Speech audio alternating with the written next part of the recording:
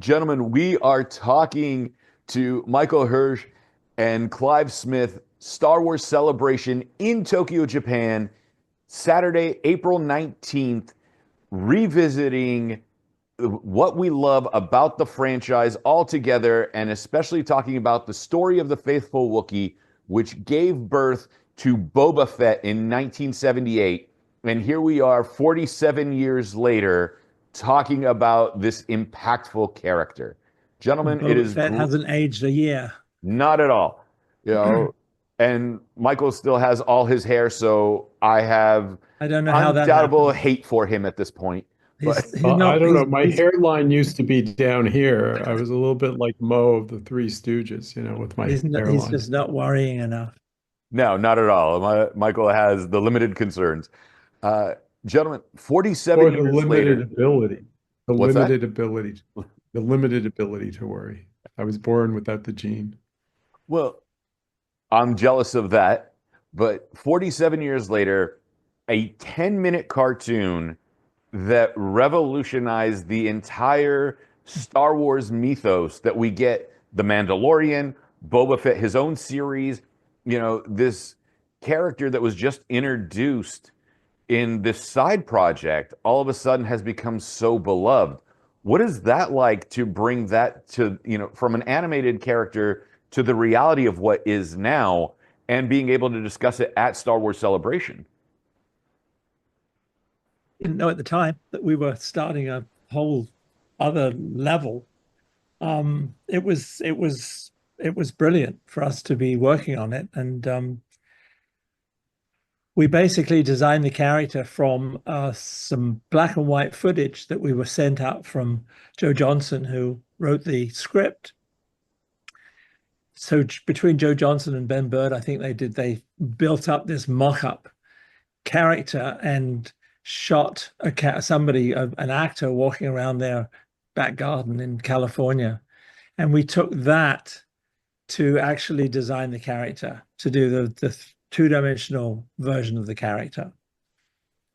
And we Yeah, and we created a color system for the character that we felt worked well in that context. But of course, as Boba Fett became a real person, a real character, it was modified quite a lot. So the costume, the whole vibe was quite different as he developed, as he emerged. one of my fond memories, by the way, about Boba Fett was when I flew out to meet with George Lucas for the first meeting to introduce, Nelvana to him and to land the deal. At the end of the meeting, which had gone really well, George said, "And you will get to introduce Boba Fett." And of course, at that point, I didn't know who Boba Fett was. Most people, probably outside of Lucasfilm wouldn't have known.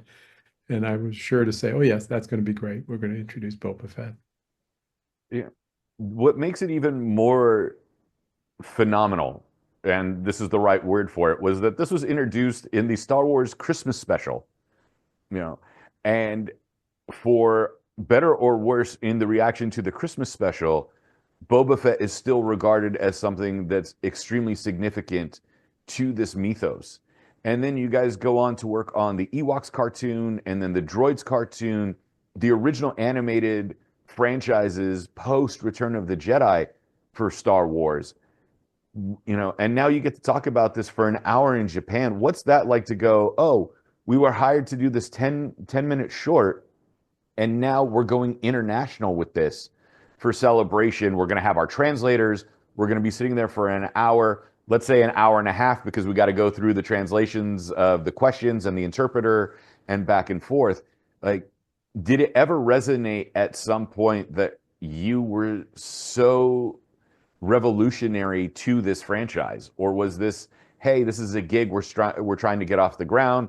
We're still young kids, fresh out of art school. Let's try to make our careers happen. Yeah, it was an exciting opportunity because in that period between the Faithful Wookiee and Ewoks and Droids, there was about 5 to 6 years before we got the call saying, "Hey, we're going to do Saturday morning. Would you guys like to do it?" And when we were first approached about the Saturday morning series, they were hoping to just give us one and find another company to do the other. But in the end, they gave us both. But in that period in between, George Lucas helped Nelvana in a lot of different ways. He mentored us as we were doing our first animated movie, Rock and Rule, and gave us advice, looked at some early footage and, gave us his input. And it was great. That relationship was, an important one for our company. Because what you have to understand is at that time, there was no animation industry in Canada. And frankly, there wasn't much industry left in the US, right? There was Hanna-Barbera and Filmation, but there wasn't a lot happening. And very little was being done in the US. It was generally going all overseas. We did our work in our animation studio in Toronto. And that was one of the things that I think was important for George was that, we were doing the work in one studio and building it up from there and, controlling the work a lot better. Yeah. One thing I need to ask for my personal, curiosity. You guys have been working together for all this time. You've co-created a company. Your working relationship has lasted longer than most marriages. You know, how do you guys find that balance of friendship and colleague in creating, animation and being able to still actually get along with each other after all this time? I know Well, siblings that don't talk to each other anymore. I think Michael and I are very, very different. We have very different No. personalities. We also have very different interests. So I think that's part of what kept well. And there was a third partner, of course, as you know, Patrick Lubert. The three of us were very different. We were like three legs of a stool, holding up the company, and it worked very well. It worked. I mean, we were able to argue a lot, and we were able to agree a lot. And we sometimes we agreed to argue, but yeah, I mean, it was such an important part of our lives. I mean, speaking for myself, it was about 30 years up until the time that I left the company, and I might after. But those 30 years were incredibly, incredibly important. And it was a lifetime. It was a whole lifetime. So the three of us really developed not just our talent, but our interests, our personalities. We really grew up together. So we kind of grew up as brothers in a sense. And I don't see us ever, not talking to each other. We're what's going through an interesting. earthquake right now, gentlemen, so bear with me 1 second. Okay. Oh, You wow. are jiggling, Yeah, that's the earth. That's not me kicking the table. Wow. Okay. Does that happen a lot? Not too often, but this was the first time I actually got an alert on my phone that earthquake detected. So first time I ever got a phone notification for it. So I have something I just wanted to add to what Clive was saying, which is a lot of people thought of us as the Three Stooges. I certainly thought of us as the Three Stooges. We had a great sense of humor, and each one was, different in their sense of humor. But that I think is one of the things that contributed to keeping, the working relationship good and healthy over a long period of time. And what I learned, how to do and sort of manage working with my partners was to go like this to avoid this. And then So each one sticks a finger in your eye, so that didn't work as well as it could have. that's right. So it was very effective. Anyway, so our sense of humor is something that was there in our work. We always had a strong sense of comedy, a strong sense of playing the jokes, etc. And I think that was one of the things that we loved about working on Droids, Ewoks, and the Faithful Wookiee was, the ability to use our sense of humor and bring it to the table. Well, take us through this panel. We're going to be in Tokyo, Japan. Well, you guys are going to be in Tokyo and Japan. I'm getting ready for Easter that weekend, so I'm going to be home and going to church. but we're going to sit there in Japan, Star Wars Celebration, for your panel. What can we expect from the panel itself as fans that will be in attendance? Because, you know, these aren't always the easiest things to prep for. You know, what clips are we going to try to set up? What stories are we looking to tell? You know, how do we find the balance of, you know, reintroducing or introducing younger fans to the origins of these characters and their stories into now leading to a Q&A? Well, we have, I had a lot of material left, you know, from those days, which I managed to find in my archives. So we've kind of put together a bit of a visual presentation that will be running behind us. And between Michael and I, we will just talk about those days and the experiences we had with doing the animation and the experiences that we had with George Lucas. We really don't quite know what is going to happen, to tell you the truth, until we get there. So I don't know quite what the setup is. We'll be sort of winging it to some extent, but these things it'll work out really well. I'm excited about it. I Yeah, and don't we're know showing what kind of audience we're going to have. I know there's a lot of cosplay happening around the event. So so there we'll might be a be lot of showing Boba Fett's in the audience. we'll be showing clips from the Faithful Wookiee and Ewoks and droids. Clive had dug up some design work that he and the team put together for those different shows, particularly the Faithful Wookiee. And you know, it's something that we haven't chatted about in this conversation, but the Faithful Wookiee design was influenced heavily by Mobius, the French artist who, you know, drew for Metal Hurlant, or heavy metal as it's known. And when I first went out to meet George in that, you know, that very first meeting, I shared with him that Clive and his team really loved the Mobius work and thought it would work for, you know, doing the first Star Wars cartoon. And George was in complete agreement.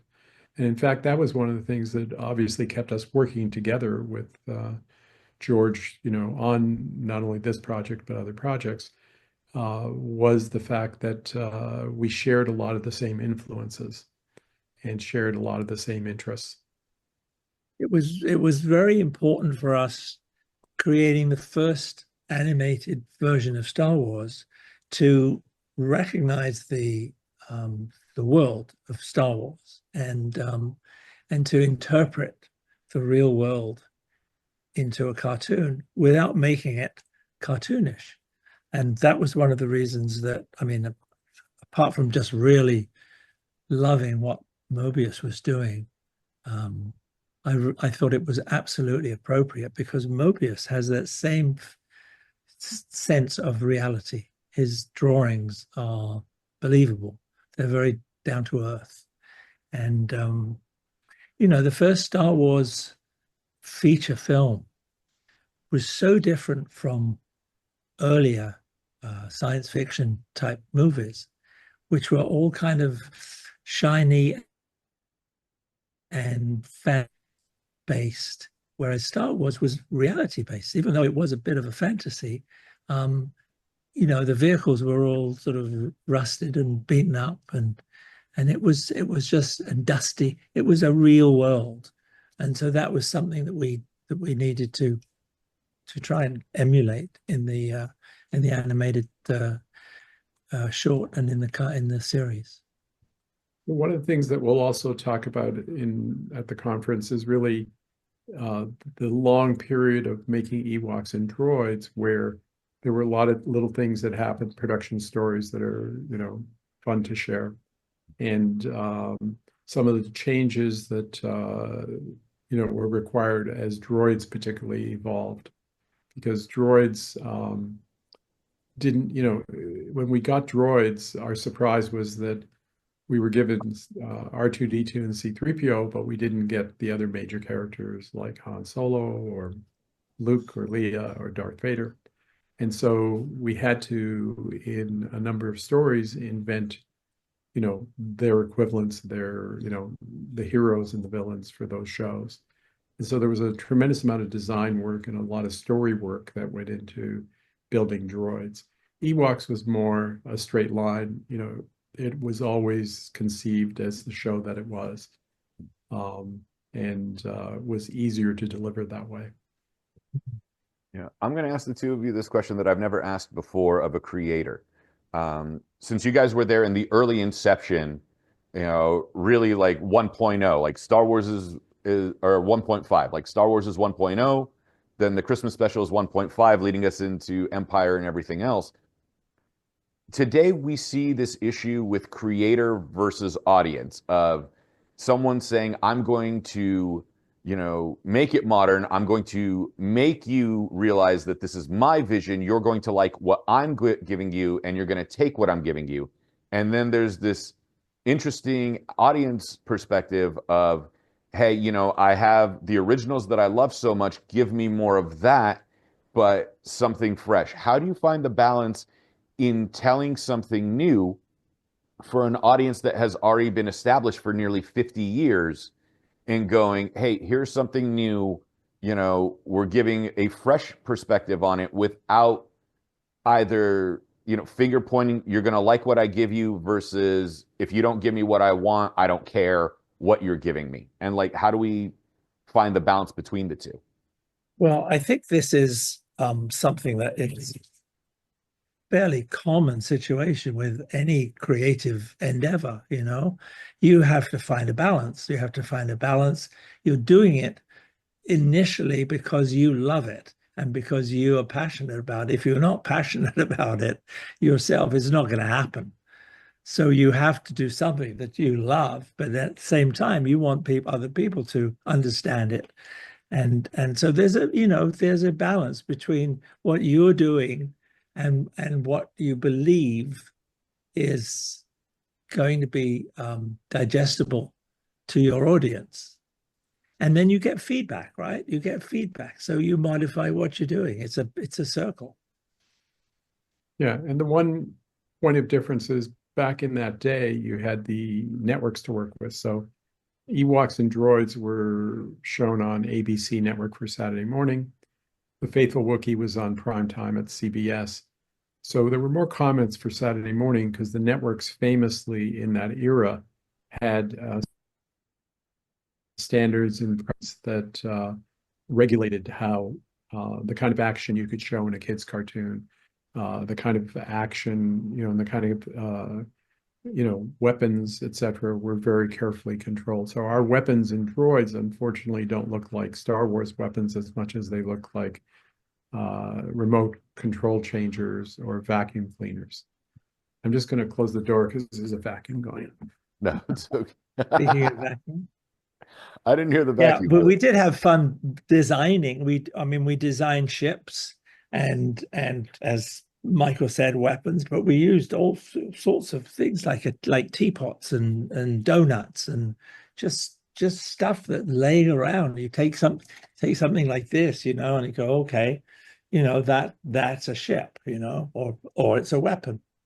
But yeah, we sort of created a world of items, But of what products. I was trying to make, RC, was that because of standards and practices, you had this interface with a network. So there was, George and his team who were looking for as faithful to Star Wars as we could get it. But at the same time, there was a filter that they had to go through and we had to go through of, an office or a bureaucracy of people who would look at it and say, well, that looks too much like a gun. We don't want kids, sort of shooting each other. So make your weapon not look like so much like a gun. So that, so a lot of it had to do with, working and finding a place that was a place we could live with as, from an artistic point of view, that Lucasfilm could accept because it was their, their business and their property, and that the network would on air. Now, in doing your research, digging through the archives essentially, and going back and revisiting the work that you've done, whether it was with Ewoks, the Faithful Wookiee, etc., and pulling back sketches or pulling back notes, has there been memories that have just come flooding back of, oh my God, I forgot this ever happened, or how did I not recall this? Or even changing a memory and going, I clearly distinctly remember this, but the notes are telling me something else that now is going to enhance the panel that's going to take place in Japan. So Clive and I have sometimes conflicting memories of how something came. Like, in other words, was it Joe Johnson who wrote the Faithful Wookiee, or was it George? Right? I remember that it was Joe Johnson, story by George. Clive thought otherwise, but we've decided that, well, probably was Joe. But the point is that, we've got that interplay when we discuss it where we each have different memories, because we are talking about a show we made 47 years ago, as you said. Well, I came up with all sorts of really, really interesting stuff. I mean, I found I found the original story from George, and notes that I had made for the storyboard. Before I did any visuals of the storyboard, I broke down the script, and I was just just writing notes. I hadn't seen that for ages, but yeah, a lot of production, a lot of really interesting production material that would go into a book, and it would be a very interesting, it would be an interesting document to do, to share some of that stuff with people. It's going to be hard to share it. We've got some of it actually on slides too. It'll go up on the screen, but it might be hard to sort of read while we're talking about it. But so very interesting stuff. And yeah, a lot of memories. Well, Michael has already put out his memoir, Animation Nation, How We Build a Cartoon Empire. So, another book is not going to hurt the audience in being excited about it. Well, I'm going to start it on mine, which will be more of an illustrated novel come autobiography. But I do have a book out, which I shall show you. It's my first graphic novel, which I just put out last year. The Rather Unusual Adventures of Ice Cream Girl and Mr. Licorice. Available to all. We're getting all the plugs in. Bring signed copies with you to Japan so you can sell them over there. I think that'd be a lot of fun. I don't know. Star Wars Celebration doesn't tolerate non-Star Wars material being sold. So we'll bring ourselves and we'll talk it up. And we'll have copies, of course, for friends. Well, that's wonderful, at least. And at least there's something we can plug while in Japan. 2D animation is having a resurgence recently. And you guys, obviously, 2D animators with everything that's going on in this resurgence, what would you like to tell young artists that are looking to get into animation and trying to make the decision between the CG market versus the 2D market? Well, I would say have an open mind, and is off the table. 2D animation will not go away because of 3D. And, 3D animation is fantastic. And AI, some of the AI work that I'm seeing is absolutely phenomenal. And it's wonderful. And I really appreciate it. And it's here to stay. But 2D drawing is not ever going to go away. And I would encourage young people to draw always, because if you can draw something and visualize something very quickly, and you know what, it doesn't take a long time to do a sketch, or it takes quite a long time to build something in 3D. And when you're building something in 3D, you have to dedicate quite a bit of time to it, and you have to be sort of committed fairly early to what you're building because of the time it takes to actually construct it. So much better to have a sketch that you can do in 5 minutes to guide that next stage. So I think 2D is part of the process. and just 2D animation has a quality, has a warm quality about it. It has a sense that when you're looking at 2D animation, you're seeing the person who drew it because you're seeing the hand that drew it, whereas in 3D, you're that far distance from the actual creator. There's all that technology in between. So there's a kind of a space between the creator and the product, whereas in 2D, not so much. So we did produce a lot of CGI, 3D CGI at Nelvana. We did our first Emmy award-winning show. Well, no, actually, it wasn't our first, but it was our first CGI got an Emmy was Roly Poly, which was a big hit for us on Disney. We went on and did a lot of CGI over the years, but very clearly today, the world is your oyster. You have a choice of all these different medium. But what's great for young people today is the fact that they can make a cartoon, whether it's CGI or whether it's hand-drawn, and they can put it on YouTube. They don't have to go out and ask ABC or CBS to run their cartoon. They don't have to get notes from standards and practices. They can make the cartoon they want. They can reach an audience, and they can monetize it with that audience if it's popular and successful. So I kind of think of this as being the best of times for young people interested in animation or, frankly, any form of storytelling that's audiovisual. I love it.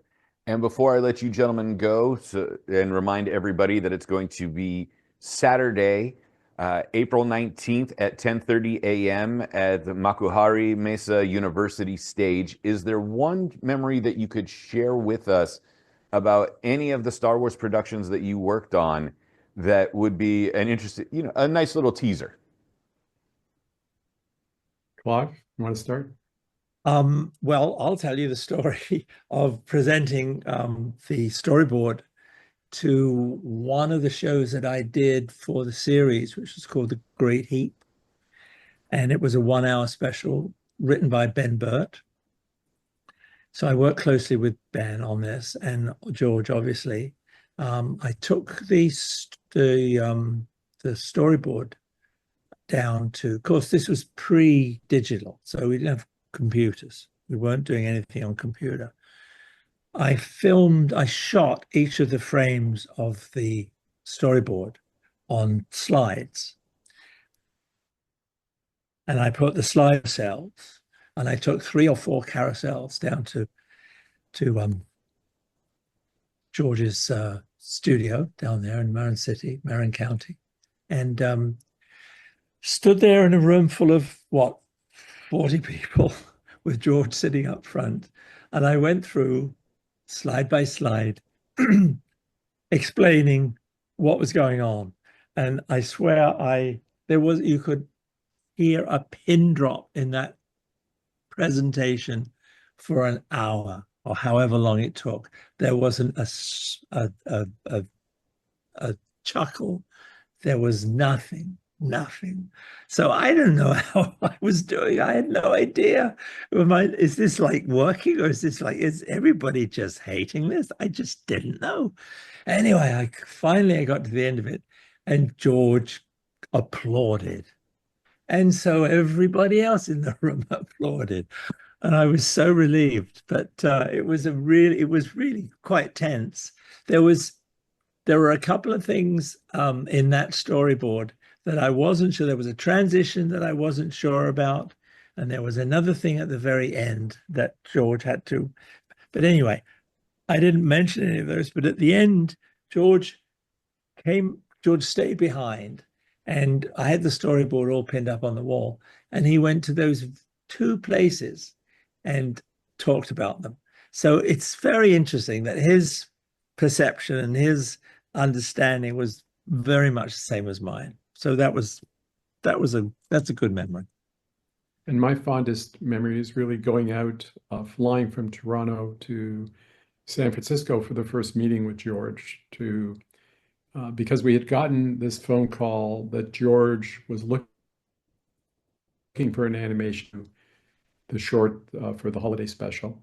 And George had seen our first fully animated special called A Cosmic Christmas on television in the US. and he was interested in having us do the project if it made sense for us. And so I flew out. We were a small, struggling company at the time, so we kind of had to scrape our few pennies together and dollars together to, pay for the flight, book a rental car. And I drove out to Marin County, ended up going to a phone booth in a strip mall. I was directed there in the instructions, and from the phone booth, for those who don't know what a phone booth is, it's a public place where you can make a phone call. We didn't have mobile phones in those days. This is 1978. Where you commonly got an ear infection from how dirty the public phones were. No, this was Marin County. It was beautiful, Right. beautiful. No, But my grandparents used to live in San Rafael, so. yeah, so I call and they say, well, look to your right and look up, and we're waving our hands at you. So they were in a building without a number, without a name on it, and come on over. So I did. They then asked me to close my eyes so that I wouldn't see the shot being worked on for The Empire Strikes Back. So I walked through the room where they were shooting that. And then it turned out that George had changed his mind and was working from home. So I had to follow somebody in my rented car to George's house. And it was quite noticeable because it had a kind of either World War I or pre-war canon in front of it. So I thought, oh, this is logical. It's Star Wars, canon. And had a great meeting with George. And, then essentially it was lunchtime. And so went down to a Taco Bell with George in his college car that he still had. And, we enjoyed a taco together. So it was a great meeting. We ended up with the show. We ended up with a great relationship with George and his team, which really was great for our studio because we were a young studio, and having the ability to work with, the top filmmakers in the world was fantastic for us. Gentlemen, I want to thank you Agree. so much for your time today. Michael, it is great catching up. Clive, it is wonderful meeting you. The panel is going to be at Makuhara Mesa University stage Saturday, April 19th, 10:30 a.m. local time in Japan, talking about the story of the Faithful Wookiee, Ewoks, various Star Wars memories, co-founders of Nelvana Entertainment. We have to do this again after you guys come back from Japan, just to see what the crowd reaction was during Star Wars Celebration. Excellent. Sure. Look Thank you forward so to it. much, RC. Great. Thank you, RC. Nice to meet you.